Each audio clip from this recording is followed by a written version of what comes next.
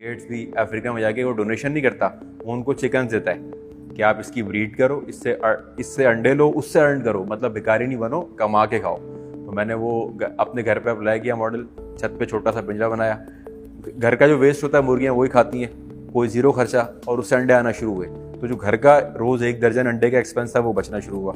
मतलब एक तरीके से पैसिवली इनकम आ रही है ना, और खर्चा ज़ीरो है, जो वेस्ट है वही खा रही है। तो ये मॉडल मुझे बड़ा कामयाब लगा, इसको मैंने फिर बढ़ा लिया, और फिर मैंने नेक्स्ट ईयर वो बकरे भी ले आया।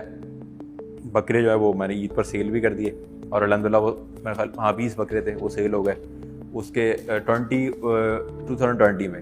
फिर 21 में मैंने इसको जो है ना और आगे ले गया। अच्छा, इससे पहले मैं इसको नेम देकर मैंने अपना एक FYP कर लिया था, फाइनल ईयर प्रोजेक्ट, कैटलर्स के नाम से।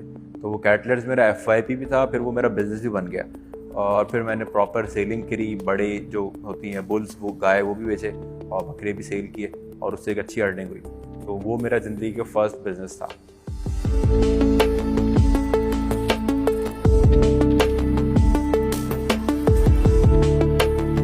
जो मॉडल की ब्यूटी थी वो ये थी कि वो 0% वेस्ट मॉडल था। वो मैंने कह दिया था, यूनिवर्सिटी में जस्टिफाई भी कर दिया, नंबर भी मिल गए, और शायद फर्स्ट भी आ गया। लेकिन हमें तो पता होती है ना कि मेरे मॉडल में क्या खामी है, वो किसी और को नहीं पता, मुझे इंजीनियर को पता होता है क्या फॉल्ट है इसके प्रोडक्ट में। तो मैंने कह तो दिया, वो लोग मान भी गए, लेकिन एक चीज़ वेस्ट जा रही है, वो था उनका डंग, जो जानवरों का गोबर होता है, वो तो वेस्ट जा रहा था, वो हम फेंक रहे थे, उसका हम कोई यूटिलाइज नहीं कर रहे थे। देन मुझे एक चीज़ मिली, मैंने सर्च किया इंटरनेट पे, दैट वाज बायोमास। तो हमने उसका जो मैस है, सॉलिड है, उसको यूटिलाइज करना शुरू किया। तो बायोमास फ्यूल पर हम लोग आए, और फिर मैंने एक नया स्टार्टअप ऑरिजिनेट किया, दैट वाज पार्क बायो, जिसके प्लेटफॉर्म पर भी मैं बैठा हुआ हूँ। और उसमें इनिशियली हम लोगों ने काउ डंग को यूटिलाइज करना शुरू किया, और इसके अलावा जो ऑर्गेनिक वेस्ट हमें मिले, तो उससे हमने बायो रॉड्स बनाई, एक प्रोडक्ट बने, उसके हमने नाम दिया बायो रॉड्स का। तो वो बड़े अच्छे मतलब जल रहे थे as alternate of wood, alternate of LPG वगैरह। और उसको मैंने प्रैक्टिकल भी किया, और वो एक बहुत छोटे सेटअप से शुरू किया था। वो कोई 1 लाख रुपए में पूरा बिजनेस सेट किया, मशीनें भी खरीदी, और जगह भी ली, 5,000 रुपये रेंट वाली फैक्ट्री ली, 5,000 रुपये उसका रेंट था। और अपनी मोटरसाइकिल पे एक दोस्त को साथ लिया, और बड़ी मुश्किल से उसी को पीछे बोला, भाई बोरी पकड़ चलें, ये वो। फिर हमने देखा वुड वेस्ट भी पाकिस्तान में बहुत है, मिलियंस ऑफ टन्स में जो हमारा वुड वेस्ट है, एग्रीकल्चर वेस्ट है, उसको हम यूटिलाइज कर सकते हैं। तो हमने फॉर अ टाइम उसको स्किप किया, डंग को, हम इस पर शिफ्ट हो गए। प्रोडक्ट हमारा बायोमास ही है, हम इस पर शिफ्ट हो गए। अब हम प्योर वुड्स का जो वेस्ट होता है फर्नीचर मार्केट से, और हमारे RM मशीन होती है, यहाँ से वो जमा करते हैं, उसको प्रोसेस करते हैं। और अब हमने वो जो रॉड्स बना रहे थे उसको हमने पैलेट की फॉर्म में लिया है। वो एक स्मॉल मतलब 8 mm का पैलेट होता है। तो अब हम लोग वुड पैलेट्स बना रहे हैं। उसका ऐश भी कंपैरेटिवली कोई क्वार्टर है, 4 गुना कम है, और उसका हीट कंटेंट डबल है। So that product is brilliant. और अभी हम लोग सारा उस पर वर्क कर रहे हैं, डोमेस्टिक भी सर्व कर रहे हैं, कमर्शियल सर्व कर रहे हैं, और बड़ी इंडस्ट्रीज़ को भी सर्व कर रहे हैं।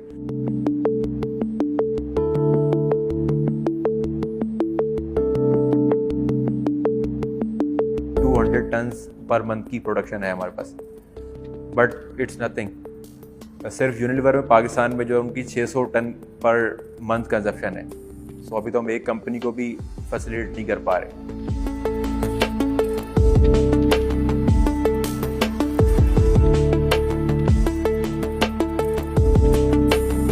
आई थिंक 2018 का सर्वे के पाकिस्तान में कोई 40% घरों को नेचुरल गैस अवेलेबल नहीं है। So that makes around 7 crore population है जिसके पास डायरेक्ट गैस नहीं है। So they are our potential clients.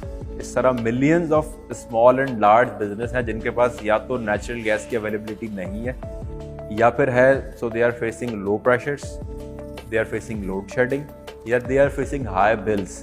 तो वो सारे भी हमारी तरफ डाइवर्ट हो सकते हैं। और अच्छी बात यह है कि जहाँ एक पूरी बड़ी मार्केट मौजूद है, वहाँ पर पूरी सप्लाई चेन भी मौजूद है।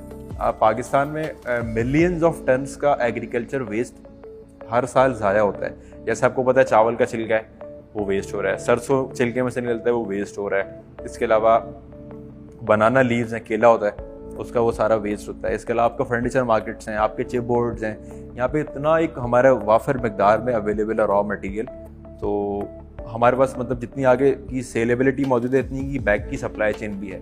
और हमने इसको स्ट्रेंथन किया है, पूरे एक अपनी गाड़ियाँ इन्वॉल्व की हैं जो कि हमारे यहाँ लाके डंप करती हैं, फिर हम उसको प्रोसेस करते हैं, और एक मतलब बिल्कुल यूजलेस चीज़ को हम यूजेबल एनर्जी में कन्वर्ट कर रहे हैं। और वो एनर्जी ना सिर्फ आपके घर को, आपके बिजनेस को रन करती है, वो अल्टीमेटली एक पूरी इकोनॉमी, एक पूरी साइकिल और एक पूरी कंट्री को रन कर रही होती है। It will be a dream condition I think कि अगर हम लोग अपने यूजलेस मटेरियल को यूटिलाइज करके उसको एनर्जी में कन्वर्ट कर लें और उस एनर्जी से हमारी इंडस्ट्रीज चलें, उससे एक्सपोर्ट बढ़े और मतलब एनर्जी साइड हमारा इम्पोर्ट बिल कम हो जाए।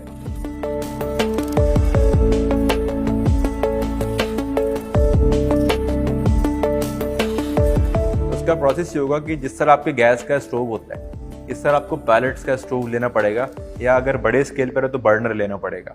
तो उस बर्नर की जो डिज़ाइन है वो इस तरह होता है कि जिस तरह आपका वाला डिज़ाइन गैस को बर्न करता है, ये वाला डिज़ाइन बायोमास को बर्न करता है। अल्टीमेटली जो फ्लेम आपको मिल रहा है वो सेम होता है, आपकी नीड एग्जैक्टली उसी वे में पूरी होती है और आपको कोई लोड शेडिंग वगैरह ये चीज़ फेस नहीं करनी पड़ती।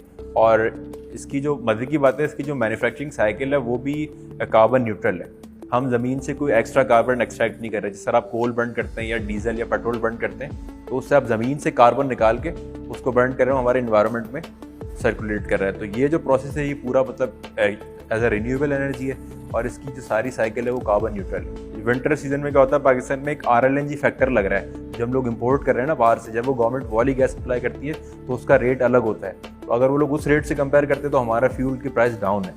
और नॉर्मल रेट्स में अगर आप देखते हैं तो वो इक्वलेंट टू सुई गैस है। LPG आपको पता है घर पर सिलेंडर रखना लोग अवॉइड करते हैं, तो ये उससे भी सेफ है। और ये LPG से कोई ऑलमोस्ट 40% इसके प्राइस कम है।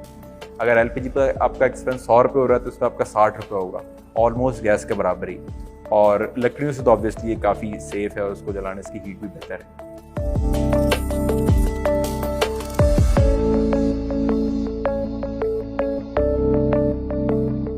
जो लोग अपने आप को चेंज नहीं करते वक्त के साथ वो ख़त्म हो जाते हैं, ये काज़िम ने कही बात।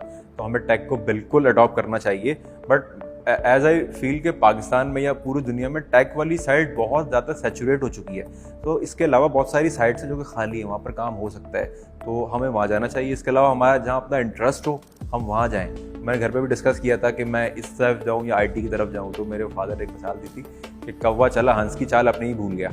तो बोला कि आपका जो अपना इंटरेस्ट है आप वहाँ जाएं ताकि आप वहाँ पे कुछ परफॉर्म कर सकें, अपार्ट फ्रॉम के भेड़ चाल कि जहाँ सारी भेड़ें जा रही मैं भी वहीं चल पड़ूँ, तो उसमें मैं कुछ यूनिक कर नहीं पाऊँगा। तो आपका मतलब या जो भी यंग लोग हैं उनका जहाँ इंटरेस्ट है, जहाँ उनका पैशन है, वहाँ जाएँ, अर्निंग तो आ ही जाएंगी इंशाल्लाह।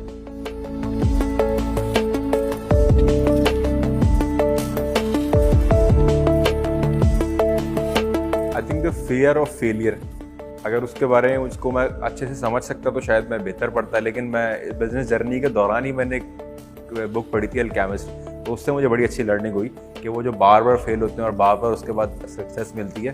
तो उसमें कोटेशन है कि जो लाइफ की जो मज़ा है वो इसी बात पर है कि आपको बार बार फेलियर्स हो लेकिन आप उसको दोबारा स्टार्ट करें, क्योंकि आगे आपका एक बहुत बड़ा गोल होता है। और अगर आपको सक्सेस से कोई चीज़ रोकती है वाहिद दुनिया में, तो वो सिर्फ होता है फियर ऑफ फेलियर। इसके अलावा तो कोई चीज़ आपको रोक नहीं सकती। तो ये बात अगर मतलब पहले 1-2 बार जब फेल हुआ तो बड़ी डिसअपॉइंटमेंट हुई थी, लेकिन फिर जब इसको फियर ऑफ फेलियर को फेस करना सीख लिया, तो अब तो फेल होने के बाद भी जो है ना, या तो बंदा जीतता है या सीखता है।